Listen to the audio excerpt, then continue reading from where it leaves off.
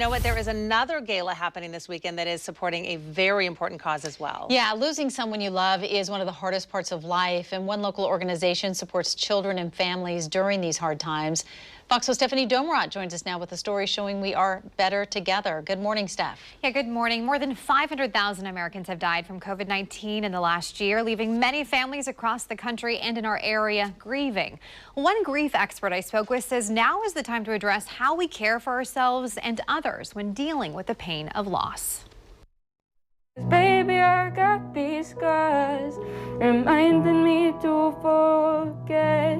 13-year-old Maya Wellicke plays and sings one of her favorite songs. It hurt me to the core, still healing. For her, music runs deep, a way to heal and remember a loved one lost too soon. I remember she would always have me sit on her lap and we'd listen to some songs. At the age of 6, Maya's mom, Tana, passed away from cancer. When I first came, I was really confused. I wasn't sure if I was going through grief or what exactly I was feeling about the passing of my mom. And throughout my years here, I've really felt more grounded with my experience, and I feel more understood.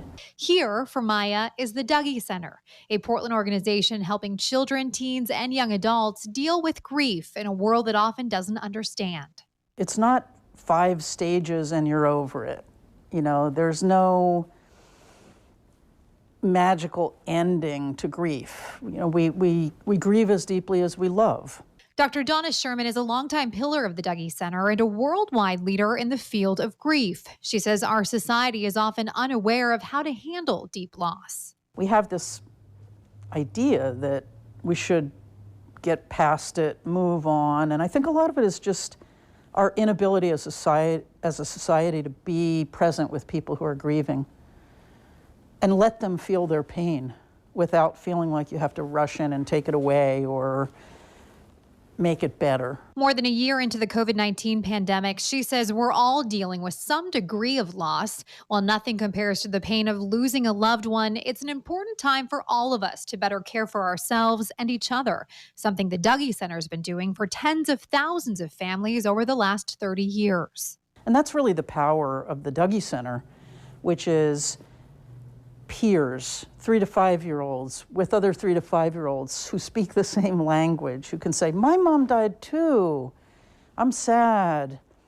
And teens, even if they're interested in different kinds of things, can still come together and find that place of feeling like, you get it.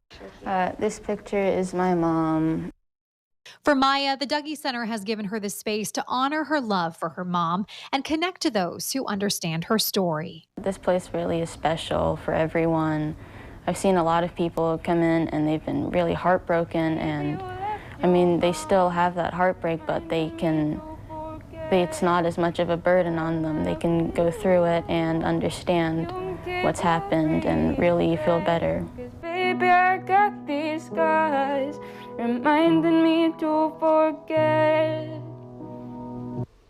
And Dr. Sherman says those who have lost a loved one over this past year will likely have a harder time dealing with their grief after the pandemic ends, when people get back to their normal routines. So she says it's important to be there for others who have lost someone. And tomorrow, the Dougy Center will hold their annual gala, which supports their very important work. And it will be hosted by our very own Tony Martinez, and it will air at 7 o'clock on Fox 12+.